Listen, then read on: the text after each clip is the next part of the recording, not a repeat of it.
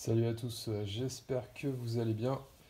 Aujourd'hui, j'installe un kit E85, donc éthanol sur la 206. Et donc je fais une vidéo parce que c'est pas toujours très simple à faire. Et d'une part, à cause de l'accessibilité sur les 206 moteurs TU 5JP, 5JP4. Et deuxièmement, parce qu'il y a il y a des petites astuces pour arriver à s'en sortir. Donc le kit que j'installe, c'est un kit écosystème qui est là. Voilà. Ça coûte 180 euros, il me semble. Donc je l'ai payé moi-même. Alors ce que j'ai acheté, moi, c'est une version reconditionnée. Donc ce qui m'a causé quelques petits soucis d'installation.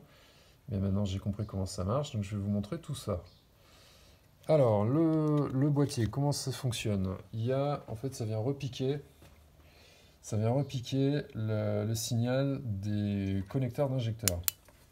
Connecteur d'injecteur, il y en a un là. Alors pour y accéder, déjà ce qu'il faut enlever les bobines qui sont ici, enfin le bloc bobine. Donc c'est un écrou de 12, de 10 ici, un écrou de 12 de l'autre côté. On enlève le connecteur, on enlève ce connecteur et c'est bon. Ah oui, puis le tuyau qui est là aussi pour dégager un peu de place. Et là, ce capteur de température. Ça fait toujours un peu de place. Donc les injecteurs, ils sont là, ils sont en bleu. Les connecteurs, ils sont derrière. Donc celui-là, il est accessible. Celui tout à droite est accessible. Celui-là, ça va encore. Celui-là, c'est vraiment pénible. Là, il est là-bas derrière. Donc, pour faciliter l'accès à l'injecteur qui est derrière cette platine, donc on peut enlever, ici, c'est du Torx 30. Et là, on a deux vis Torx 30. Là, là, là et là. On peut décaler la platine de quelques centimètres, ça dégage bien la place. Je ne m'amuserai pas à enlever les choses parce que c'est un peu fragile et vraiment la place elle est suffisante après pour travailler.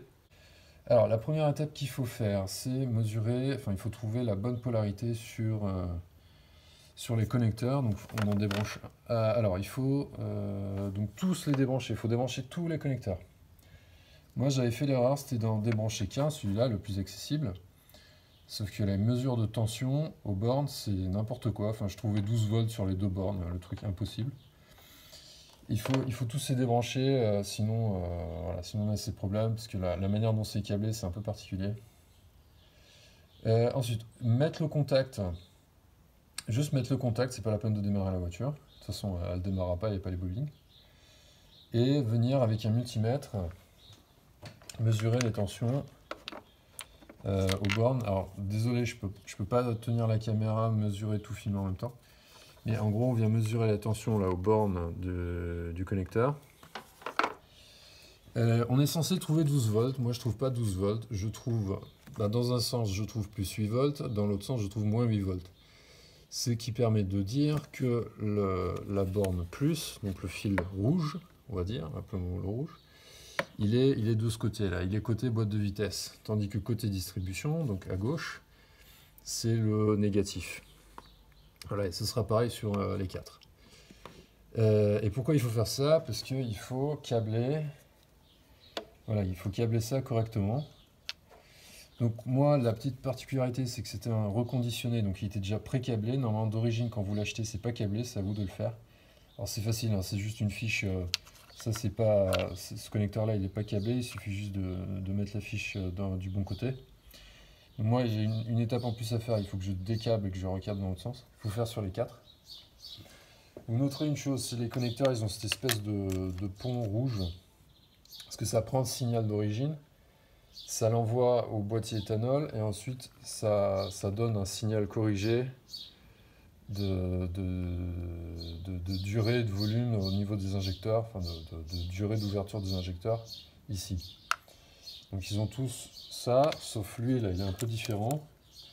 Mais en fait, c'est pas très critique, c'est juste que c'est ce connecteur-là qui sert à alimenter le boîtier. Les autres, simplement, ils reprennent le signal du boîtier pour alimenter les injecteurs. Celui-là, en plus, il vient alimenter le boîtier. Il n'y a pas d'ordre, vous pouvez brancher chaque connecteur sur n'importe quel injecteur. La seule chose évidemment à respecter, c'est la paire, il faut bien que ce soit sur le même injecteur. Chaque paire sur le même injecteur. Bon, ça c'est évident. Voilà, donc une fois que c'est mesuré, donc on peut dire donc, que le rouge il est bien à droite. On câble correctement. Il faut monter et on passe à la suite. Alors si jamais vous êtes planté en mettant les fiches, c'est pour les enlever. Donc ce type de connecteur là. Il faut venir. En fait, c'est au-dessus de la fiche, il y a une petite languette en plastique. Il faut enfoncer un tournevis très fin.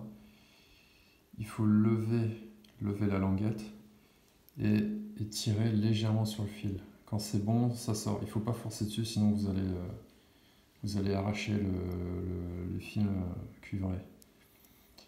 Donc vous faites ça, voilà. Sur l'autre, sur celui-là, c'est un peu différent. Alors on voit, c'est plus facile à voir, mais c'est pas forcément plus simple. Il y a un trou au-dessus et il y en a un voilà, en dessous, ici.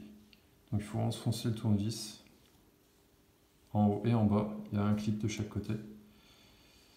Il faut l'enfoncer, il faut appuyer en même temps, alterner, il faut faire plusieurs fois. J'aime pas trop tirer dessus parce que celui-là, je trouve, il tient un peu moins bien, donc c'est facile d'arracher le fil. Et enfin bon, c'est assez simple si on met le tournevis et on appuie fort et après ça sort.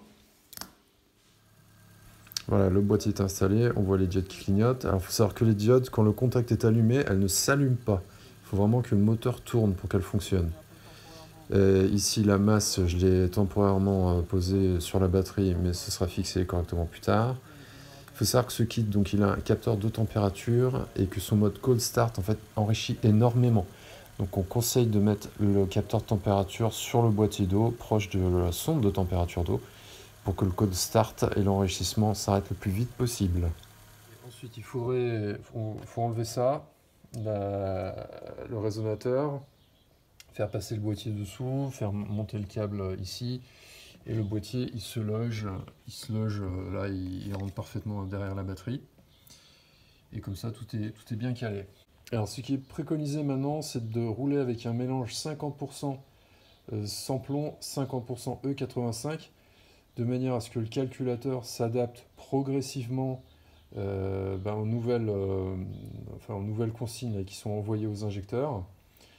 Et aussi, c'est après, entre 500 et 1000 km, remplacer le filtre à carburant, puisque le E85 étant un puissant dégraissant, surtout si vous avez une vieille voiture comme c'est le cas ici, donc toute la crasse qui s'est accumulée dans le réservoir d'essence va se décoller avec le 85 et risque de colmater le filtre à carburant.